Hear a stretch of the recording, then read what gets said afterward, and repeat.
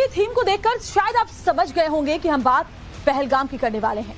बैसरन घाटी के उसी निशंस हत्याकांड की करेंगे जो 22 अप्रैल 2025 को पाकिस्तान से आए आतंकियों ने 26 निहत्थे पर्यटकों को धर्म पूछकर मौत के घाट उतार दिया। वो दिन हिंदुस्तान की तारीख में एक कलंक था, जिसके बाद भारत ने पाकिस्तान को इस कायराना करतूत का सबक भी सिखाया। लेकिन करीब 1 साल बाद दहशतगर्दी की उस कायराना करतूत की एक साजिश का खुलासा हुआ है। एनआईए ने पाकिस्तान में बैठे आतंकी आकाओं और कश्मीर में खासतौर पर उनके मददगारों की एक परत को अपनी चार्जशीट में खोला है। 1 साल बाद सामने आई एनआईए की चार्जशीट में बैसरन घाटी हत्याकांड का पूरा खुलासा किया गया। घटना की रणनीति बनाने से लेकर घटना को अंजाम देने और फिर उसके बाद पाकिस्तान की करतूतों का काला चिट्ठा एनआईए ने खोल कर रख दिया है। आतंक के हर चेहरे को इस चार्जशीट में बेनकाब किया गया है। साजिश के हर उलझे हुए धागे को सबूतों के साथ सुलझाया गया है। आज अपने इस हाईटेक स्टूडियो से आपको बताएंगे कैसे पाकिस्तान में बैठे आका आतंकियों की मदद कर रहे थे, कैसे आतंकी पहलगाम तक पहुंचे, किसने उन्हें मदद पहुंचाई। वो हर सच जो एनआईए ने इंसाफ के लिए तैयार किए दस्तावेज में दर्ज किया है।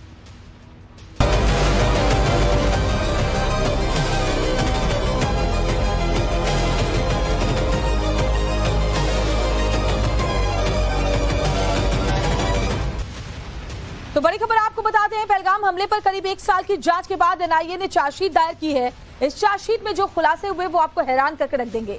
और सबसे पहले इसी से जुड़ी ब्रेकिंग न्यूज ये कि पहलगाम हमले को लेकर एनआईए की चार्जशीट में पाकिस्तान को लेकर बड़े खुलासे हुए हैं। खुलासा ये कि लाहौर से मिल रहे थे पहलगाम के आतंकियों को निर्देश। लश्कर के फ्रंट संगठन टीआरएफ ने यह पूरी साजिश रची थी। तो ब्रेकिंग न्यूज इस वक्त हम आपको बता रहे हैं, साजिद जट उर्फ लंगड़ा हमले का मास्टरमाइंड था। एनआईए ने साजिद जट को बनाया है नंबर 1 आरोपी, नंबर 1 आतंकी। एनआईए की चार्जशीट में खुलासा हुआ है कि लंगड़े के इशारे पर ही पहलगाम का हत्याकांड किया गया था, जिसमें सबसे बड़ा रोल रहा कश्मीर में बैठे आतंकियों के मददगारों का। एक कश्मीरी जो टूरिस्टों की मदद के लिए सामने आया, उसको हीरो बनाने की कोशिश की गई। लेकिन शायद किसी ने आतंकियों के उन मददगारों के बारे में बात नहीं की, जिन्होंने उन्हें रहने के लिए जगह दी, खाना दिया, पानी दिया। आतंक की उस आका के बारे में बात नहीं की जिसने कश्मीर में रहकर कश्मीरियत की जड़ें खोदने का काम किया। एनआईए ने कश्मीरियत की जड़ें खोदने वाले आतंकी साजिद जट की हर करतूत का कच्चा चिट्ठा पेश किया है। उसकी तस्वीर को भी दस्तावेज का अहम हिस्सा बनाया गया है, जिसकी पहचान कश्मीर में रहने वाले उसके बेटे से करवाई गई। साजिश को इस तरीके से समझिए कि उसके बेटे ने यह भी पुष्टि की है कि तस्वीर में दिख रहा शख्स उसका पिता साजिद जट ही है।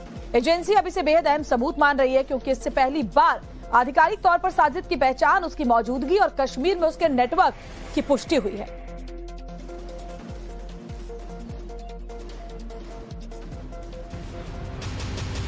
आपको बताते हैं कि जिस साजिद जट उर्फ लंगड़ा को एनआईए ने पहलगाम हमले का आतंकी नंबर 1 बताया, वो है कौन और क्या है उसका कश्मीर से कनेक्शन, तो समझिए। तो देखिए, आतंकी गुट टीआरएफ का खूंखार आतंकी है सैफुल्लाह उर्फ साजिद जट। एक एक करके जानकारी हम आपको बताएंगे, जिसमें आप देख पाएंगे कि हाफिज सईद के आतंकी संगठन लश्कर-ए-तैयबा का एक प्रॉक्सी संगठन है टीआरएफ। बैसरन घाटी नरसंहार का मास्टरमाइंड साजिद जट लंगड़ा ही है। इसी को आतंकी नंबर 1 बताया गया है चार्जशीट में। एनआईए चार्जशीट में साजिद जट आरोपी नंबर 1 बताया गया है। पहलगाम आतंकी हमले की जांच से जुड़े एनआईए के दस्तावेजों में साजिद जट की तस्वीर अहम हिस्सा है।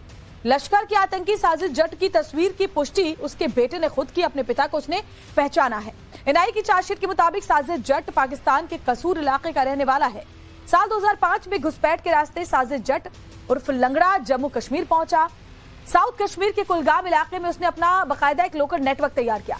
कश्मीर के स्थानीय युवाओं को ब्रेन वॉश किया, ओवर द ग्राउंड वर्कर का नेटवर्क खड़ा किया। 2005 से 2007 तक कुलगाम में लंगड़ा ने लश्कर का बाकायदा मॉड्यूल बनाया।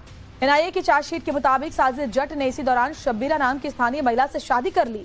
साजिद और शब्बीरा का एक बेटा है जो कश्मीर में ही रहता है। हालांकि साल 2007 में साजिद जट और शब्बीरा दोनों बाद में पाकिस्तान भाग गए थे। एनआईए के मुताबिक साजिद के पैर में गोली लगी, जिससे उसकी एक टांग खराब हो चुकी है, इसीलिए उसको लंगड़ा कहते हैं। साजिद को नकली टांग लगी हुई है, इसलिए जैसा कि हमने आपको बताया उसे लंगड़ा कहा जाता है। हालांकि जांच में सामने आया कि पाकिस्तान में आतंकी साजिद जट नाम बदलकर अब रह रहा है और एनआईए की चार्जशीट में नंबर 1 आतंकी है। अब आपको बताते हैं कि कैसे पहलगाम के लिए आतंकी संगठन लश्कर-ए-तैयबा और पाकिस्तान ने मिलकर ये पूरी रणनीति बनाई थी। टीआरएफ से लेकर पहलगाम हमले तक इस रणनीति में लंगड़ा का क्या रोल था, ये भी समझिए। तो साल 2019 के बाद लश्कर ने कश्मीर के लिए एक नई स्ट्रैटेजी, एक नई रणनीति बनाई थी। कश्मीर से धारा 370 हटने के बाद लश्कर ने फ्रंट संगठन टीआरएफ को आगे बढ़ाया। पाकिस्तान ने अंतर्राष्ट्रीय दबाव और एफएटीएफ से बचने के लिए टीआरएफ को आगे बढ़ाने वाला जो प्लान था वो तैयार किया। टीआरएफ को सोशल मीडिया से लेकर जमीन तक साजिद ने ही मजबूती दी। इसके लिए टीआरएफ ने घाटी में टारगेट किलिंग, बाहरी लोगों पर हमले, कई बड़े आतंकी ऑपरेशन किए। आपको याद होगा टारगेट किलिंग कैसे वहां लगातार किया जाता रहा था। पहलगाम हमले की बात करें तो कोई अचानक लिया हुआ फैसला नहीं था। पहलगाम हमले की तैयारी काफी वक्त से की जा रही थी, कई दिनों पहले से की जा रही थी। 15-16 अप्रैल 2025 को 3 आतंकियों ने इलाके की रेकी भी की थी। फैजल जट उर्फ सुलेमान, हबीब ताहिर उर्फ छोटू, हमजा अफगानी ने रेकी की थी। उनको खास तौर पर यहाँ भेजा गया था रेकी के लिए। साजिद जट ने ही तीनों आतंकियों को रेकी के लिए यहाँ पर भेजा था। तीनों आतंकियों ने बाइसन घाटी के आसपास के इलाके की सुरक्षा व्यवस्था, टूरिस्ट की मूवमेंट और भागने के रास्तों की जानकारी जुटाई। हमले वाले दिन साजिद जट लाहौर से हमलावरों के लगातार कांटेक्ट में था, उन्हें वहां से निर्देश दे रहा था। साजिद जट हमलावरों को रियल टाइम लोकेशन और कोऑर्डिनेट्स भी भेज रहा था। तो सोचिए, यानी कि इस पूरे आतंकी हमले का जो मास्टरमाइंड था वो था साजिद जट। अब आप याद कीजिए पहलगाम की घटना को, जब आतंकी सत्याकांड को अंजाम देकर भाग गए, तब एक कश्मीरी की तस्वीर और कुछ वीडियो सामने आए जिनको लेकर दावा किया गया कि उसने आतंकियों से कई सैलानियों की जान बचाई थी। लेकिन एनआईए ने अपनी चार्जशीट में उन मददगारों का भी जिक्र किया है जो कश्मीर के रहने वाले थे। सैलानियों की वजह से जिनके घर का चूल्हा जल रहा, जिनकी रोजी रोटी चल रही थी, लेकिन आतंक के ये मददगार अपने घर का चूल्हा जलाने वाले सैलानियों को मौत के घाट उतारने से बाज नहीं आए। 21 अप्रैल को पाकिस्तान से जंगल के रास्ते आए 3 दहशतगर्दों को इन आतंक के मददगारों ने हर सुविधा दी। 3 आतंकियों को बना दी गई खाना हुआ, रहना और कश्मीर की सुरक्षा को तार तार कर देने वाली हर जानकारी इन तीनों आतंकियों को पहुंचाई गई। इन मददगारों का नाम परवेज और बशीर अहमद बताया जा रहा है। एनआईए ने अपनी चार्जशीट में इन दोनों के साथ उस जगह की भी तस्वीर साझा की है जहां इन दोनों ने आतंकियों को ठहराया था।